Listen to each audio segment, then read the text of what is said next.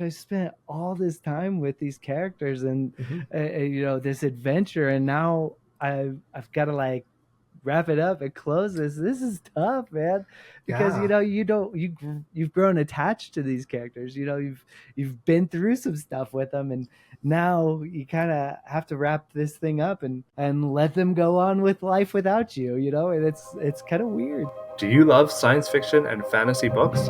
You found yourself in the right dimension. Welcome to the greatest podcast in the multiverse, where each week I talk to science fiction and fantasy authors about myth, magic, and the infinite possibilities of storytelling. I'm your host, Herman Stuernagel, and I will be taking you on a journey with some of your favorite authors, helping you to get to know them and possibly uncover some new literary gems along the way. Ready to explore? Because on this show, every conversation is a doorway into a different world. Hello, friends. Welcome here. I just wanted to do a quick mention before we get into the interview that today's podcast episode is actually a re-release of the live interview I held with Z.S. Diamanti over on YouTube on May 28th. During the conversation, we shout out to some people who were live in attendance, and we talked about some things that have already passed, such as his book release, which has already come out. So please go and check out Stone and Ruin. It's the third book in his Stone and Sky series, but it is a great interview, so stick around. Even if you're listening on your podcast app, it's a great conversation and we have a lot of fun. I hope you enjoyed the interview. Thanks for listening. All right, we are live on the first ever live stream of the greatest podcast in the multiverse. Thank you so much, Zach, for being my very first live stream guest. This is great. I apologize right away for the bit of a delay we have getting started, but it's all good. That's what happens when it's the first time. We get these bugs sorted out, right? But we're here, the first ever live stream for the greatest podcast in the multiverse with Zach Diamanti. Zach, thank you so much for being here. Dude, Herman, I'm so glad to be here, man. Like, isn't it funny to think back? Like, we met each other last year at 20 Bucks Vegas, right? And it's been, gosh, since then, what was that, November? So a little over half a year. And man, we've had a lot going on in the last half year, haven't we? It's been wild. There's been so much going on. I'll take that opportunity as a nice segue into the sponsor for the first live stream, and that is, it's my first sponsor ever, but it's also me. Woo! So I do have a Kickstarter going on right now for my special edition of the Bartender Between Worlds, and it's the gold foil jacket edition. Happening right now. If you're watching this live or shortly thereafter, it'll be running into the month of June for a few weeks yet. So check that out if you have not already. Color illustrations. Yes. It's a cozy fantasy story about a witch hunter who decides to retire and become a bartender after she realizes she has magic of her own. So it's a fun story, and I hope you all will check it out. But that's all I really want to talk about that today, because we are here to talk with Zach about his upcoming books. Yeah. Wow. Yeah. So Zach, for those people who may not know who you are, can you just give us a little bit of a quick rundown about you and your writing history? Yeah, sure. If you guys don't know who I am, I go by Z.S. Diamanti as my pen name, but it does stand for Zach, so you guys can call me Zach as whatever. But I'm the author of the Stone and Sky series, which is a classic style epic fantasy adventure series.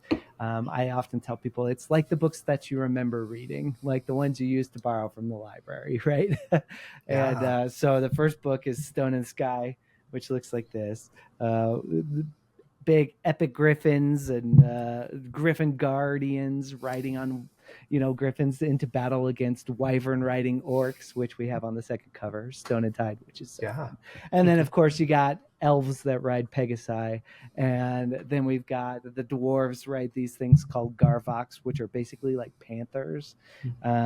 With bat-like wings, and they have to bond with them magically, and super fun. Anyways, awesome. Yeah, no, it's all that's great. What I write, or at least that's what I am or have been writing. Stone and Ruin actually comes out June 4th, which is crazy. 1 week from today. 1 week, which is crazy.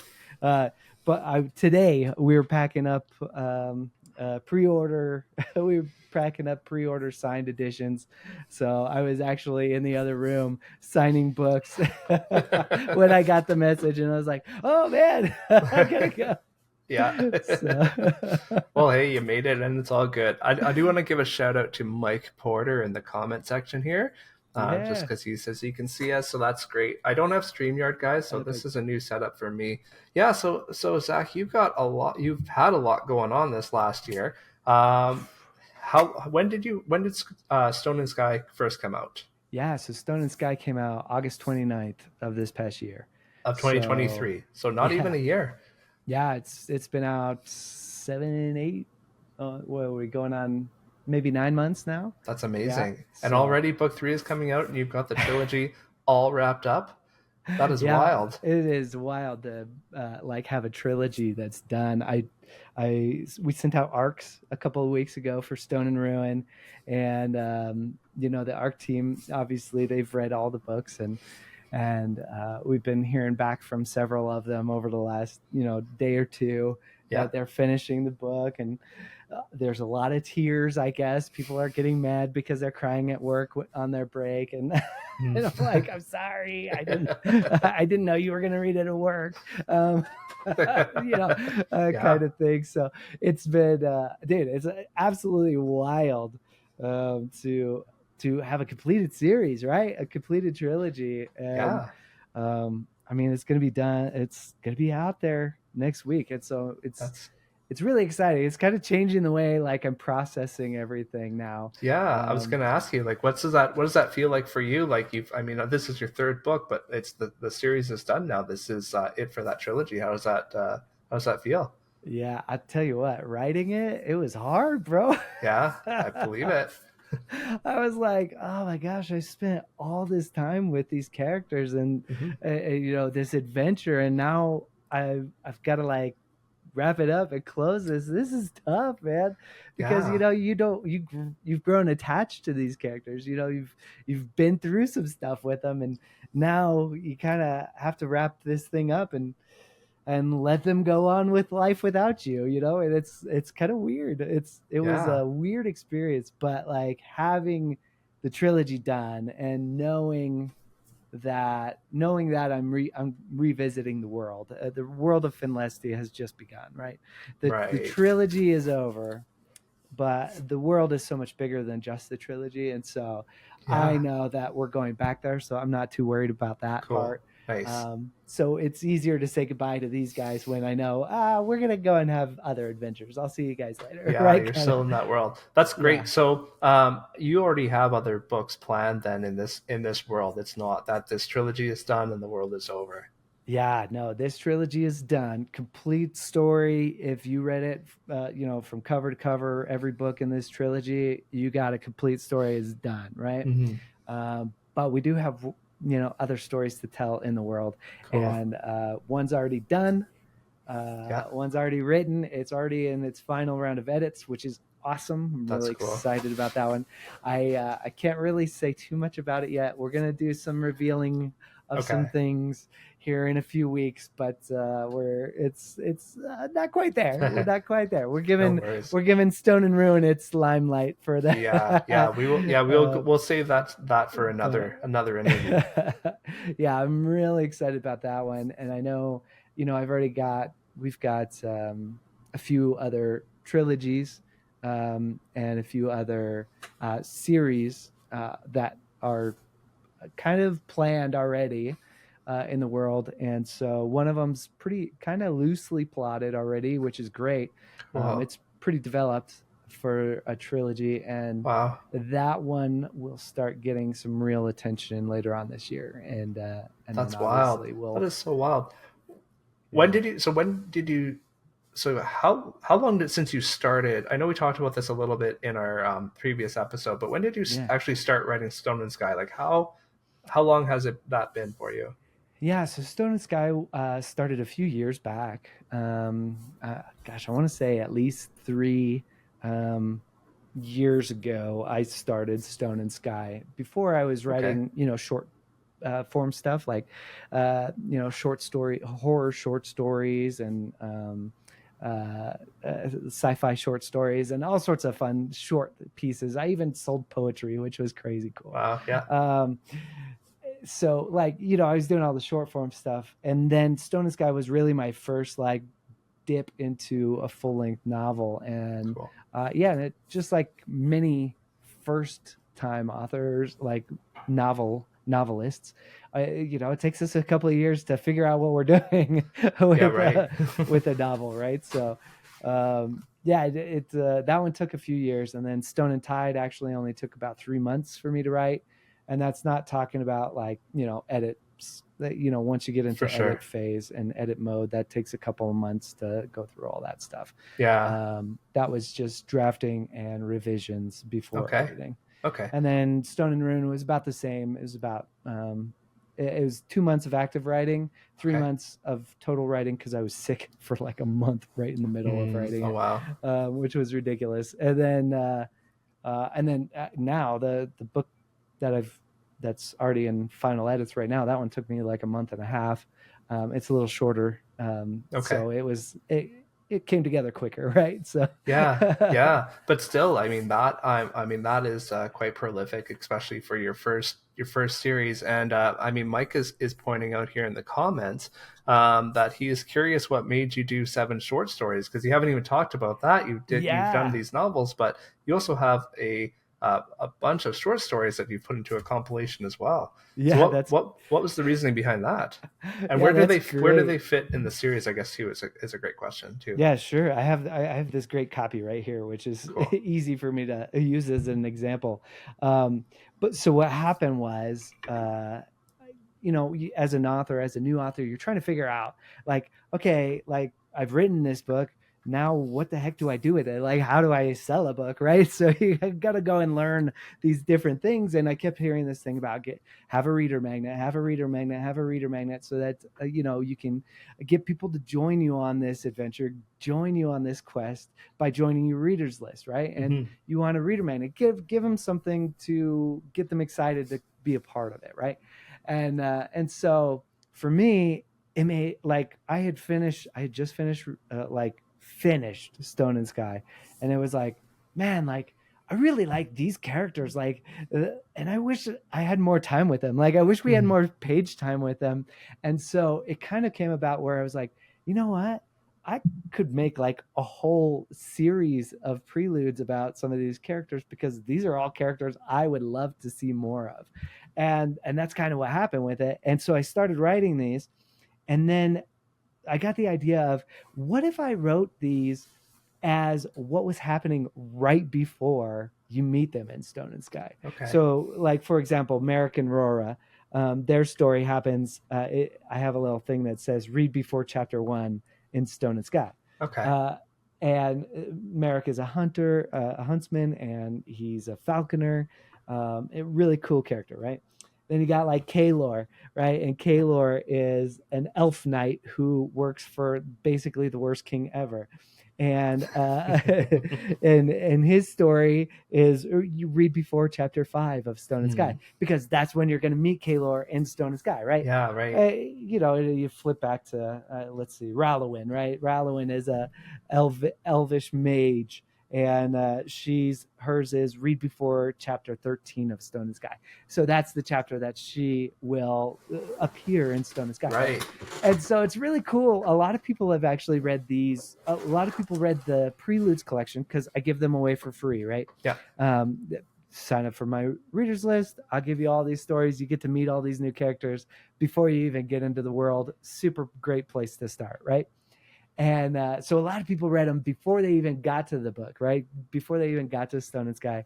And so they read them and they're like, oh my gosh, I love these characters, and they're so excited. But when you get them from my newsletter, it doesn't tell you what chapter they're going to appear in.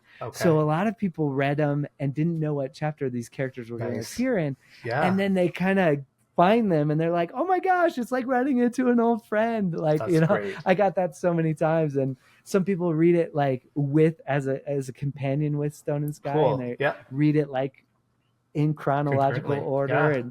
and they're like, oh my gosh, it's so neat to like, oh, who's this new character that I'm about to meet, and they get to read it there, and I've had people Yeah. tell me that they loved reading it after because it was like, I wanted more time with these characters anyways. This is Right. Just great. like you did, right? Yeah, Yeah. right, exactly. Yeah, that's how I experienced it, right? So Yeah. that's kind of what the basis was. Is I realized I wanted more time with those characters, and I needed something like a reader magnet, and then it turned into 7 stories, and then all of a sudden I was like, wow, you know what, I could almost compile these into a collection. And Mhm. sure enough, we did. And people were so excited that we did that because it was a total surprise, that we Yeah. ended up compiling it into a collection right That's at the cool. end, right before Stone and Sky came out. So Yeah, it right. was pretty funny.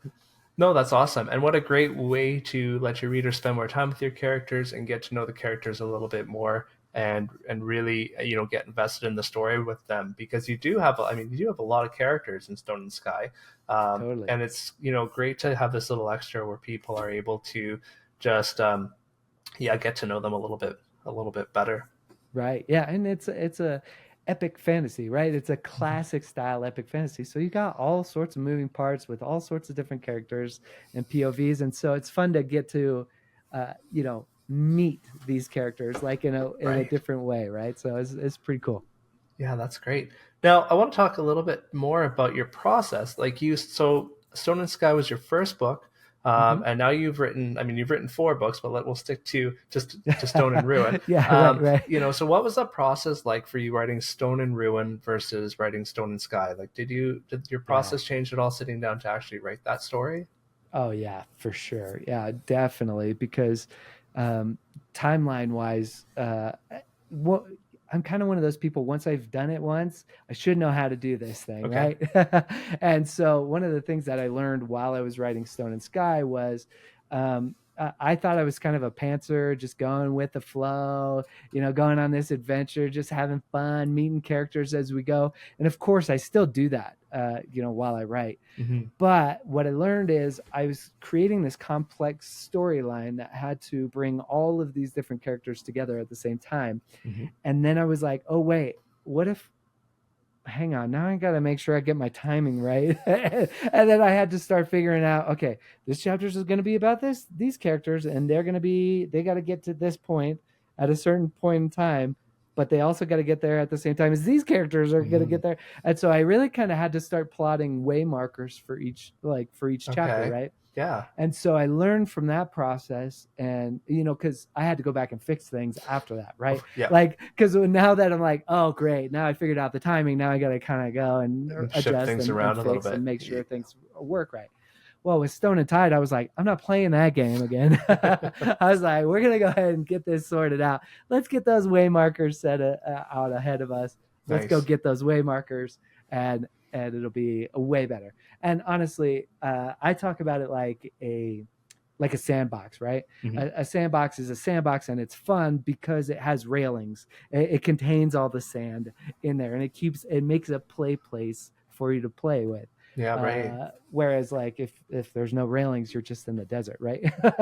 So it was like, okay, give myself some railings here to help guide me along and give me some way markers, and we still get to play and have fun. Yeah. I Right. still don't have, like, if I go, they're gonna meet some character in this chapter that's gonna convince them to do this, right?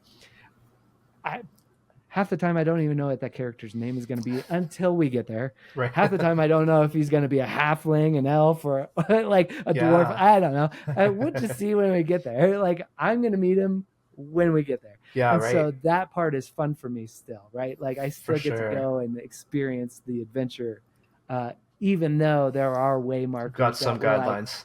yeah, we got to try and hit there, but we still get to have fun with it. That's cool. Yeah. That's a great way to do it. Yeah, because you've still got a destination in mind as you're writing, so you're not going way off into the weeds and ending up having to scrap words and come back to it after, right?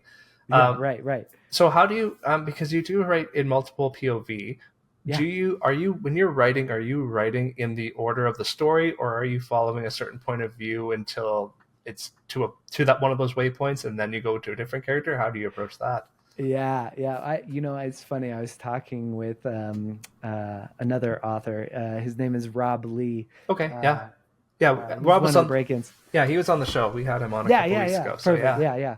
And author of Pathlighter. You guys have seen him then. And he and I were chatting about this the other day because he's kind of making some adjustments going into the second book, and and there is this kind of difficult thing as you wade through a second book in a series, right? And you're trying to figure, like, you were able to tell a totally different story in the first one, but now you've got to build on everything, and it can't be the same. Like, yeah, you get yeah. it. There's this tough, interesting thing, but he's moving into some more multi POV stuff, and Mm-hmm. we were kind of talking about how, like, for me, there's this psychological thing for all authors. There is a scene in the book that we want to write the most.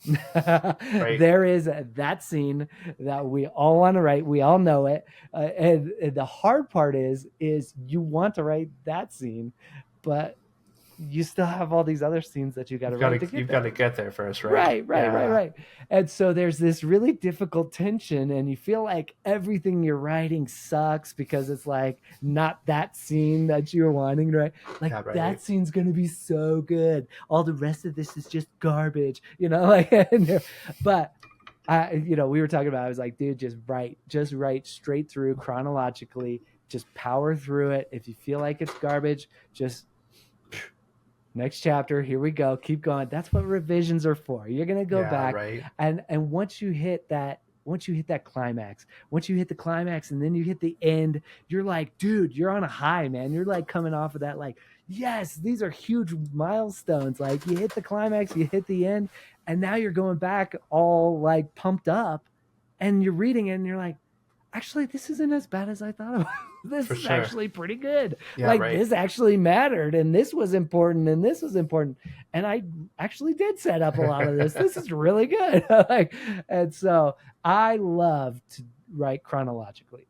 Cool. Anybody who writes out of order, and or you have multi POVs and you write one through line all the way to the end, doesn't make sense to me.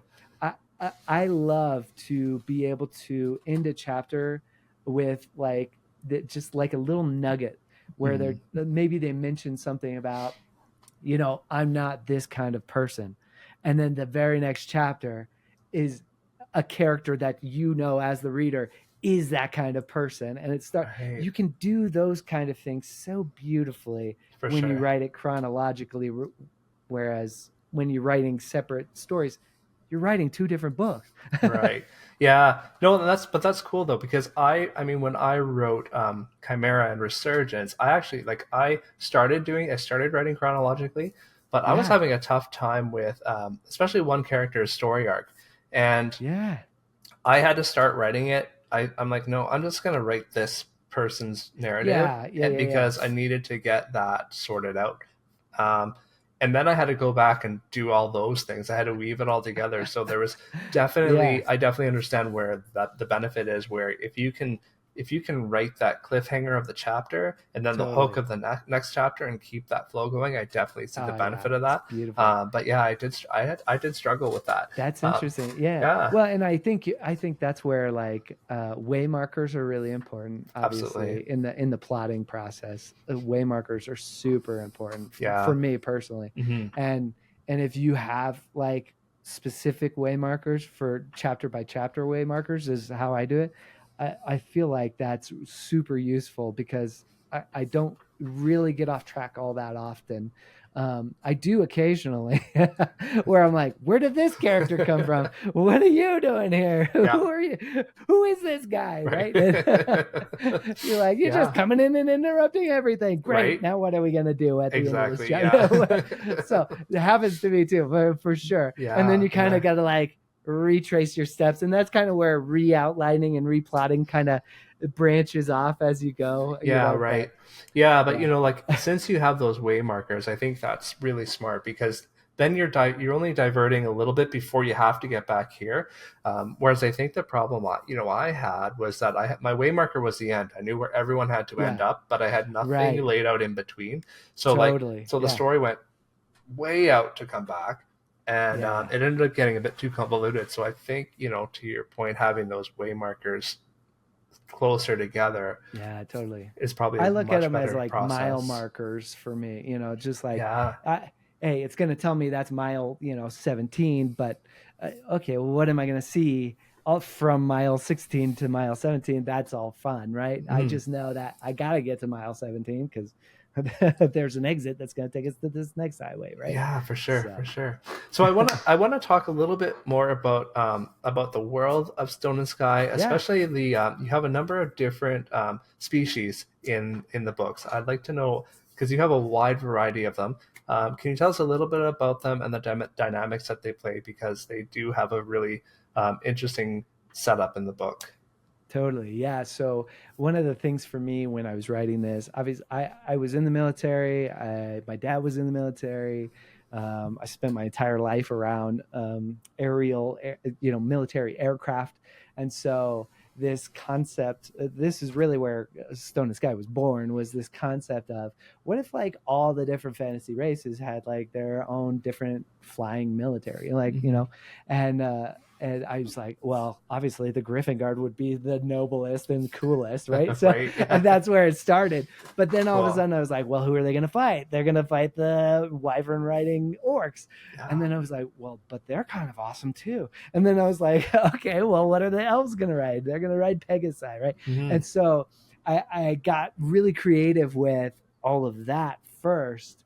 And then it came to, okay, now what could our story be like in a world like this, right? And for me, I love I kind of cut my teeth in horror. Oh, really? Especially like creature features. Okay. So I love creatures and monsters and that kind of makes stuff. so much sense. Super fun for me. Yeah, right. So super fun for me. So like if I could throw my my heroes into a lake where there's a creepy monster that uses telepathy to sing songs to them and knock them out and try to eat them. That awesome. Let's go. Yeah, right. Let me create all sorts of monsters and creatures, and that's why you'll see so many monsters and creatures throughout Stone and Sky, and that's just my favorite thing. That's cool. That's where I come from, right? That's what I got to start with.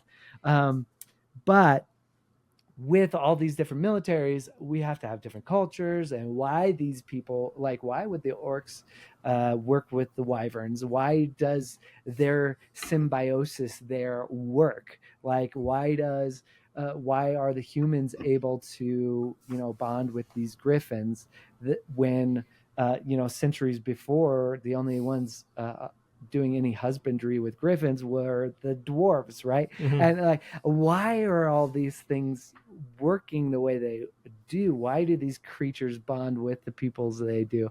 And so that was really fun, and just coming up with these really interesting ways that creatures and people interact really lended to robust cultures. Yeah, right. Right in the book. And then of course, I got crazy on myself, and Stone and Sky was this nice little rectangular map on the map of Turin. Yeah. And it was like, oh yeah, oh look, a nice fantasy map, wonderful. And then I was like, you know what? But the sorcerer that comes in and he's trying to ruin everything in Turin, he's going to be from across the sea. Right. And then now they're going to have to go across the sea in book 2. And then I was like, oh wait, now I got to draw another map. And I was like, oh no, what am I doing to myself? And so the world grew and expanded, right? As you were as you go. And so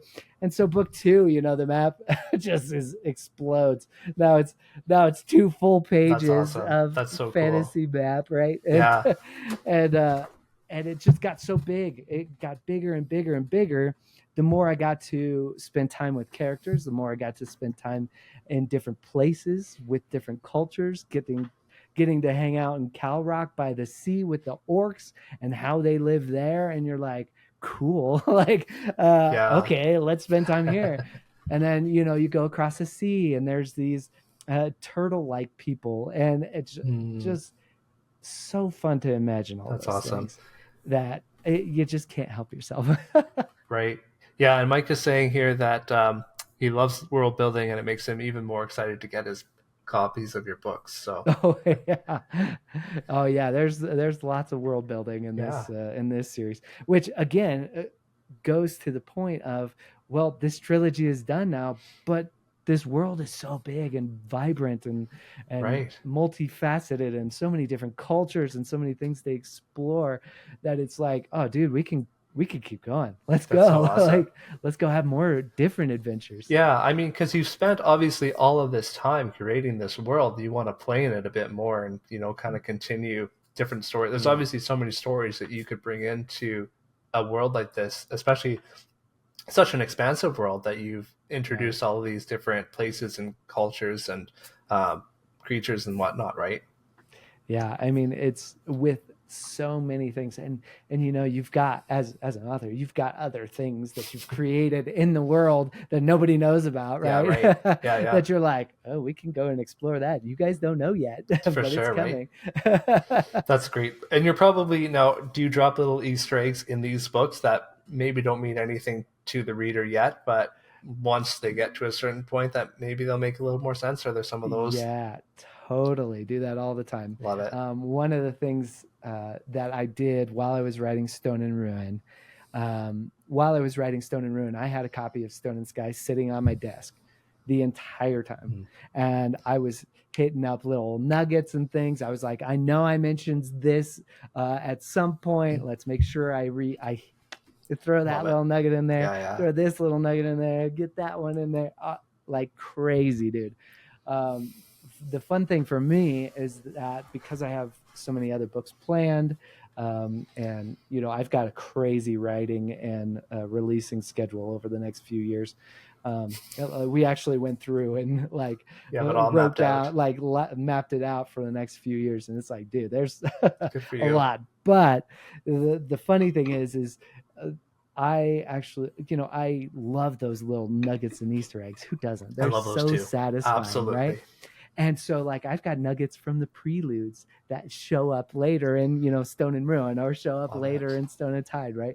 And but I've also got little nuggets for me for later. I have characters that talk about their past all the time, and people are like, they talk about these ridiculous things that happened in their past, and I'm over here like, yep, that's gonna come back, you'll see. Right? Don't you worry, right? Or I love to title my chapters, and I write chapter titles that I'm like, that might be a book title later, just throwing that out there, that's different cool. Things like that people won't notice now, but maybe in 5 years when all these books are out, they're like, hey, wait a minute, really cool deep cuts. I love that stuff. That's awesome. Love that stuff. Absolutely. No, that's so cool. So how do you keep track of all that though? Do you have don't tell me you have that all in your head? That is a good question. Okay, so I have this thing right here that's always floating next to me, which is what it's my ghost. It's my mind bubble. All right. That just has a gajillion things in it. Wow. And it is kind of a gajillion things. But when I write something specific that I know is going to be hey, this is going to be another book thing. Mm-hmm. I actually have a notebook that has this book, and this book, and it's all got notes underneath it. Okay. Hey, don't forget this character's name is this, or hey, don't forget this ancient character was mentioned, or when these guys talk about their past, they say that this happened this way. Don't forget, because when you go back and you write it, you're going to want to be like, oh yeah, no, this is how it happened, but let's embellish it and show you how crazy it was. Yeah, right. Right. So good. Yeah, I definitely have a notebook that's just filled with notes. Good. And not all of those things make it in. You know what I mean? Yeah. Sometimes it's absolutely. just a nugget, and you're like, I love that. Or you look and at then it later, you're like, Okay, whatever. Or you No look big at deal. it 2 months later and you're like, what was I talking about? What was this? Yeah, you look at your notes like, what was I? Where was I going with this? Been there for sure. Yeah, that's cool though. So yeah, like it always blows me away when authors tell me that they have everything in their head. I'm like, how do Yeah, you like it's a how do you lot not in my head. forget things? Yeah. And when I write books so quickly, it's like, okay, hang on. Things are going to fall out if I don't actually write some of these down. Yeah, And right. yeah, it's kind of like, for example, this book that the new book that's coming out, no confirmed dates. I have a date coming Soon. in the next Later. couple of Yeah. weeks, but it's supposed to be. We're aiming at September, right, for this other book that's going to come out, Yeah. and it does take place in the world of Finlastia, which is super exciting. But it's a totally different vibe. It's a totally different experience because over here we got a classic style epic fantasy adventure, Mm-hmm. and that book is a cozy fantasy. I'll just spill it like Nice. that. But Nice. Look at that. it's Dropped it gonna be here. so much fun. Okay, like Yeah. it's so much fun, right? And it's funny because my wife read it and she was like, "Oh my gosh, this is like Virgin River meets The Hobbit." And I was like, "Oh my gosh, put that in your review. I'm quoting it. It's perfect, right? Like Definitely. that is so There good. are your That's comparables exactly what I right was there. going for, right?" Very cool. And so there's this totally different vibe, totally different kind of story, but set in the same world. And so I could play with all these little nuggets and things from these books, but it's in a totally different way in this other book. Yeah. But if I like, sometimes you're like, I can't remember all that stuff. Good thing I have it in print. And you turn around and grab one from the shelf and look at it and you're like, oh yeah, good. Okay. Right. Because you can't remember everything. You can't. Man. You You just really can't. can't. No. That's cool. Well, there are 1,000 questions I could ask you about that, but I will save those questions because I know you have a row of announcements coming up on that. I Yes, do. Let's definitely. talk about something a little more. Daniel is here in the chat. Hey, That's what's up, Daniel? good to see you. I do want to ask you about your Kickstarter campaign. So you've Yeah. run a Kickstarter campaign for each of your books now. Actually, only two. Only two? Okay. So you've run two of them. Yeah. Can you talk to me then a little bit about why you decided to run them for the two that you did? Sure. And Yeah. what did that all look like for you? Yeah. So, Kickstarter is just this amazing way for artists, in all the forms of art, right? Mm-hmm. It's just a really incredible way for artists to get people behind them and wanting to be a part of what they're doing, right? Right. And you're excited and you want to create something super special and awesome, but it takes money to do those things, right? And so you're like, before I like go and kill myself trying to make this, Mm-hmm. and like I already have $0, right? You're like, Yeah, right. I'm already in the negative. Before I go and try and kill myself and invest in this and like go crazy on this, like, is this even viable? I really want to make sure people are going to be there for me and want to be behind this. Yeah. So Kickstarters are amazing for that. I didn't have an audiobook. Stone and Sky, really, like most indie authors, we like, you come out the gate, you've invested everything you got into just getting this thing out, and so you don't have enough money for an audiobook. And so I really always in my vision was to do an audiobook for Stone and Sky and for the whole series. Yeah, right. And Kickstarter really seemed like the best option for me to try and make that happen. Yeah, right. And so what I ended up doing was I did a Kickstarter for Stone and Sky, and it attached to it was Stone and Tide, which came out in the middle of the Kickstarter. Okay. And so attached to it was Stone and Tide, and of course the Stone and Sky Preludes collection. But my main goal was that I get Stone and Sky audiobook done, produced. Right? Yeah, right. And so when I went about doing that, luckily I had a couple of books. So what happens is when people buy multiple books, it's compounding, right? So when you're going for $1,000 goal or whatever, when people buy 3 books versus 1 book, they're gonna give you the amount of money for 3 books rather than 1 book, and so you actually are able to hit your goals quicker than you expect, for sure, because you have multiple books out. And so what I ended up doing was I made the first stretch goal the audiobook version of the Preludes collection, and I made the second stretch goal the audiobook version of Stone and Tide, and it just worked. That's awesome. Gangbusters. It was wonderful. People were so excited. I was already working with the narrator. I was like, this is my guy. I'm going to make this happen one way or another. But boy, it would be a lot easier if people were going to back it. Like if people were going to be on board with this, right? Yeah, right. And so, you're already doing the legwork. You're already doing all the things ahead of time to get it prepped and do. It's a lot of work to run a Kickstarter. A lot of people don't realize how much work actually goes into it. So much work. So much work. Yes. Like a lot of work goes into a Kickstarter. Yeah. And it's great to see Kickstarters really succeed because, as somebody who's run one, how much work goes into it. And Definitely. You're like, oh, good for you. Go get it, guy. Like, you totally deserve it. Like, go get it. I know how hard that was. Yeah, so right. Go get it. It's like writing another book, right? Like putting together a campaign is almost as much work as like writing another book. You're it's not crazy. even playing. Yeah. Every time. So I've done a Kickstarter twice, and both times I was in the middle of the Kickstarter. Like, I got almost no writing done because it was like working on the Kickstarter. So it's like a job. It is. It really is. It really is. And so, like, I really wanted audiobooks, and so that's what the first Kickstarter was about. Cool. And so then we actually did just run a Kickstarter for Stone and Ruin. One of the special things that we did was signed hardcovers, which is something I don't normally do. Right? Yeah, right.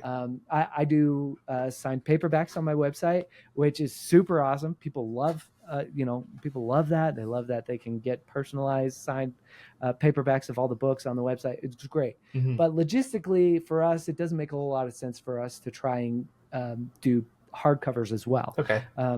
Just with our house and with, keeping stock and with, having to have different size boxes. Logistically, it's a nightmare, right? For sure. And so we were like, hey, with a Kickstarter, people will actually back the tier and then we'll know what the number is. Yeah. And we order that many. And so it's not like trying to keep stock, and it's not like trying to keep 7 different types of boxes around. It's just mania, Makes right? sense, yeah. And so that made a lot of sense, and we did that special for the Kickstarter. And then we realized, oh my gosh, everybody's going to want the third one to go with the collection, Yeah, right. So, okay, we got to do another Kickstarter. And so we did a Kickstarter for Stone and Ruin, and we did some more fun things that we didn't get to do. Like we did foil bookmarks and stuff. Yeah, right. Where I actually have them in the other room because we're getting a whole bunch of stuff ready to, fulfill. But we also did these really epic, dust jackets for the series, because my hardcovers they've never had dust jackets, right? That's so cool. And so they look so good too. Dude, thank you, man. Like, I was so excited how they turned out. Just thrilled. Like, they really turned out cool. Yeah. We got to do that kind of stuff. And that's the thing with Kickstarter. You can do fun things that you normally wouldn't do. Absolutely. Because there's going to be a set number at the end, and you don't have to go crazy trying to guess. You don't have to do all this guesswork. Yeah, right. So yeah, that's one of the great things about it. Yeah. Mike is asking in the comments, when is a good time to start doing a Kickstarter? Well, I think different people will have different opinions on this one. For me, I like to run Kickstarters when everything's done. Like, I have everything done. So Stone and Ruin, it was already coming out June 4th. I had most of the things done. Some of the things like bookmarks and dust jackets and that stuff I didn't have done, of course. But the book was done. Yeah. Final edits were done. We were going, when the Kickstarter started, I think we were just wrapping up proofreads, that kind of stuff. Those things are done. So I like having most of that stuff already done because I know I can fulfill the promise to backers, right? Definitely. Now, some people think my window is pretty tight because we just finished the Kickstarter and now we're fulfilling it at the same time as all the pre-orders for Ruin. And my house is a warehouse right Yeah, now. right. I Yeah. just sent out an update and it was like, oh my gosh, our house is a warehouse. But guess what, guys? It's coming. Like stuff is almost. So We're getting ready, right? When did your last Kickstarter end? Like it was only a couple weeks ago, was it, or was it? Yeah, so Stone and Ruin, I think it ended on the 8th of May. Oh my gosh. Yeah. Okay. Like 3 weeks 3 weeks ago. So you gave yourself so you had a month window. So that's actually, I mean, that's essentially that's about what I gave myself as well, because and it's a tight window. Yeah, my campaign ends on the 22nd of June, and my launch is the 23rd of July. Right. Yeah. Right. And so for us, we wanted to get it as close to release day as possible. That way, people can get it around release time because it's exciting. That's when it's brand new and you get to read it, right? We wanted to get it to as close to that as possible. But one of the things that you got to remember is when you're doing something special. So like the dust jackets, for example, I had to work with a local printer to get my dust jackets made because my books, I didn't have dust jackets for them at all beforehand. Right. So, in order to do that, I had to do a bunch of design work, hit up a local printer. We had to do a couple of test prints to make sure that my designs were working right. And then I got to make adjustments and all that kind of stuff. And then, of course, I'm working with the local printer, but then I have to go through the surveys and make sure I know who all wanted to make sure they got got dust jackets and the add-ons. And then, you got to, now that the surveys have come in, okay, now we got to print all those, which is going to take time. And then we have to put them on all the books before we ship them, right? There are a lot of added things that you when you do the stretch goals. You really got to really process out okay, what is feasible, because we don't do this normally, so we got to make sure we can accomplish this. Right. And so like the hardcovers, our dust jackets, I think are going to be done printing 2 days before or 1 day before the book actually releases on June 4th. Okay. And so the hardcovers, for the Kickstarter are going to go out. They're not going to be there for release day. They'll be there, a few days after or something, or at a week at the most, probably. Right. And so, but people who are backing you on a Kickstarter, if you have good communication with those people, most of them are like, no big deal, bro. A week later, okay, great. We got these epic dust jackets we didn't know we were going to get. So this is awesome, right? So really communicating with people is key when it comes to Kickstarter, and giving yourself more time than you expect is the wise decision. Yeah, for sure. No, absolutely. Daniel's asking here if you used a fulfillment agency. Oh, okay. So I didn't. Yeah, I didn't either. I'm not either. You're right. Yeah. You're still active, right? You're still in the middle. Yeah. I did not. One of the things that I'm doing different this time is I'm using a shipping. I'm using a shipping agency to print out all my labels and stuff, because in the last Kickstarter, in the previous Kickstarter, it was, we're writing all the addresses on sticky notes and taping and all sorts of crazy stuff, right? Whereas my Shopify, my website shop, I can print the labels directly, my TikTok shop, I print the labels directly from them. So that's, once you get into that mode, you're like, I never want to have to write little sticky note addresses again, especially after the last the previous Kickstarter, and you're writing 100 sticky notes, and then you're cutting them and making sure you tape them on there and stuff. Yeah, it's a little wild. So shipping, very good idea. Very good. Very much worth it, because think about it. We got 200 backers. I think it's 170 something physical like people that we got to send physical rewards to, right? Yeah. Dude, that's a lot of shipping labels, bro, right? Like, and you'd like your kids and stuff helping you too, didn't you? Like, oh yeah, bro. We have a whole we get a whole assembly line. Like, I right now in the other room, I can hear them actually wrapping books like right now that I already signed because like yeah, because I was sitting at the table just signing books, signing. Oh. And here you go ahead and start packing, right? You know, there's just so many when you're doing a release, but then you got all the pre-orders and all the Kickstarters all at the same time. It's mania, bro. Like, Oh wow, I feel for you. This time around, I'm like, I wish I give myself just 2 more weeks at least to kind of get some things packed on several different days, right? Instead, so well, it's nice that you do have some help at least. You can put your kids to work. They're old enough to help a little bit, right? They're rewarded. Oh yeah, of course, right? They're taken care of. Room and board, right? Yeah, that's right. That's you want new socks? You want not holy socks? There you go. Yeah, that's what I would have got as a kid for doing stuff like that, right? Dude, right? You get room and board. You get to live here. Exactly. Yeah. Well, so I'm curious though. What made you print the jackets through a different company than actually printing the books? Because my dust jackets are done through. I'm getting mine printed through Bookvault. They'll do the case back and the dust jacket. Was there a reason why you had the dust jacket separate? Yeah, so one of the reasons we had to do that is we actually didn't do dust jackets for the previous Kickstarter. Okay. And so up until the last 2 weeks, my books had never, my hardcovers have never had dust jackets. Okay. And so one of the difficulties with that is trying to find a company to print just the dust jackets is like impossible online. And like, you know, great Book Funnel or Book Vault, excuse me, they're great, by the way. I love them. I can't praise them enough. By the way, they did such a good with job. them, get with the program here.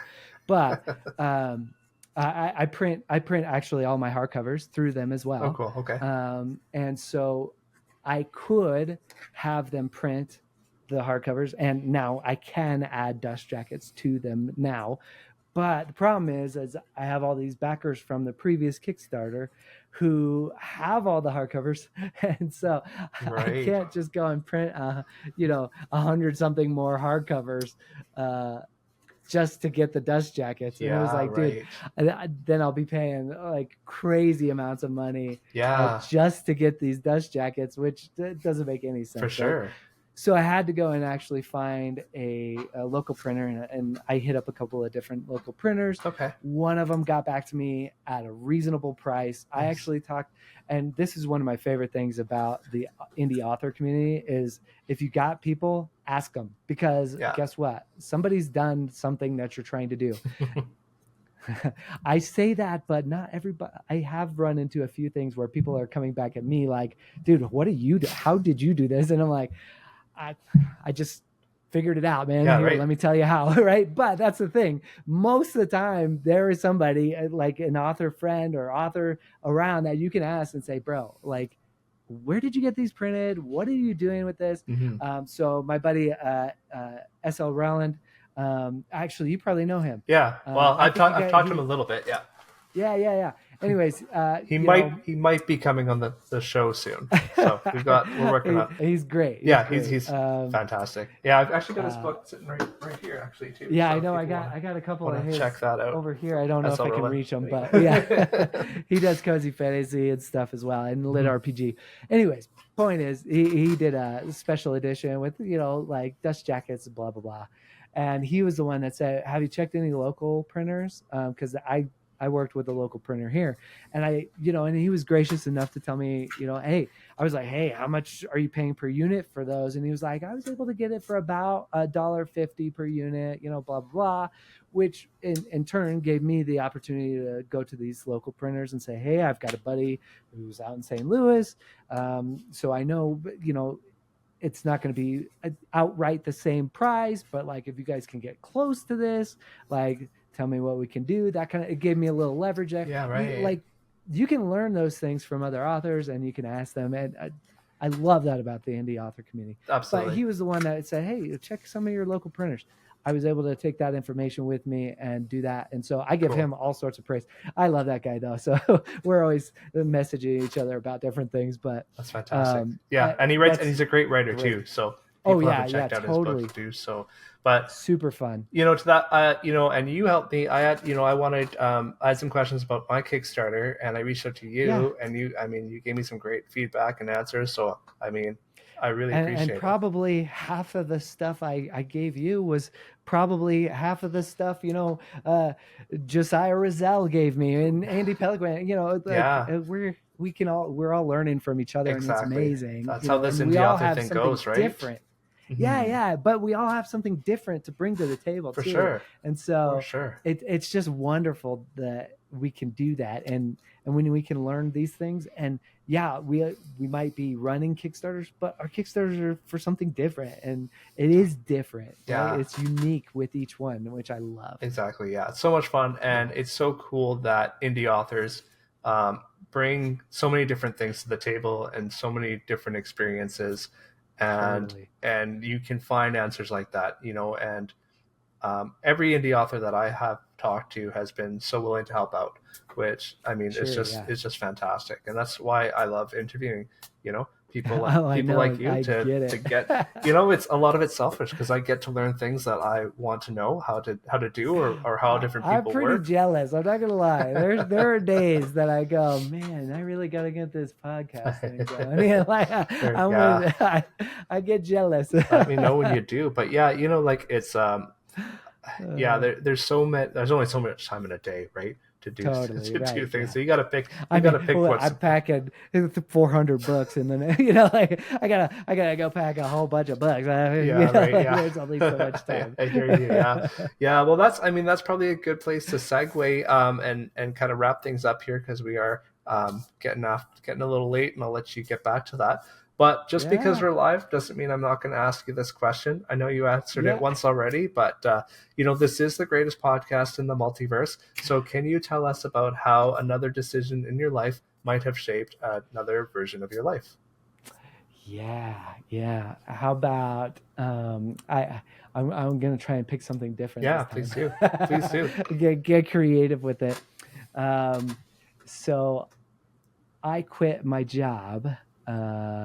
A little over, it's a year and a half now, and not quite 2 years ago, to pursue this, to just go full bore and be an author, right? Yeah.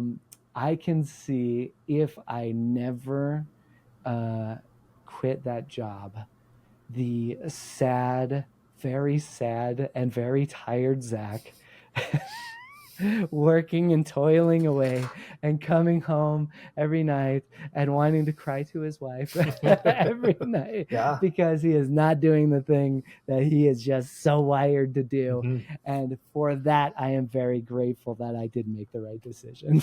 That's amazing. It's worked out for you. Obviously, you've got, these beautiful books on the shelf behind you. And, so cool. I think we are all grateful you did. I've been enjoying Stone and Sky, and that's great, man. Appreciate it, man. Seriously, hey, honestly, you and everybody else I've met because of this journey has been so great. Like it's so cool. Fun. Yeah. Like I just would have never met all of you awesome people. Absolutely, if I never made that decision, right? Know? And so it's just wild to think, especially because we've actually gotten to meet in person. Yeah. And this year, are we hanging out more this year or what? I don't know if I'm gonna make it, but we'll see. Okay, we'll figure something out. Yeah. We'll figure something out. We'll get some more time together. Yeah, it's not out of the question, but it's not for sure yet. So we'll. Fair enough. But it's that kind of thing, like all the different people that we get to meet. And I love that you're playing with a book right now, that you have a book coming out right now where you kind of get to play with this weird multiverse, like, what if we make all these different decisions? And I love the fact that you're getting to play with a bartender who's going to get to meet all these unique people and characters, because dude, that's what we've done. Like, we've made the decision true. to come out into this multiverse world Yeah, right. where there's so many different genres and things, and get to meet all these people. I think it's going to be, I can't wait, bro. I am so excited. I'm excited If you guys too, man. haven't backed his Kickstarter, get to it. Go do it. That's the sponsor of this one. So go and do it. That's awesome, man. Thank you so much, Zach. I won't keep you here any longer. But if our listeners, if our watchers have not already, please go check out Stone and Sky and the rest of the Stone and Sky series. Especially we didn't even get to talk about the audiobook. Your narrator is amazing, and incredible. it's like Neil Gaiman is reading me Stone and Sky. It's like the same timbre of voice, the same accent. Yeah. It's incredible. So he's phenomenal. Yeah. And that's another thing, man. Going and finding these talented people to work with that like you just would never get to work with, and it's just the coolest. It's the coolest. Yeah, it's great. Cool. Did you have something? Anything else you didn't get to talk about? It's great, dude. Like, and if you guys aren't ready to like pull the trigger and go and buy all the books, I totally understand. Go get the free stuff if you want. Yeah. freefantasyfiction.com. Super easy to find. freefantasyfiction.com. It's alliteration. It's so much fun. Very cool.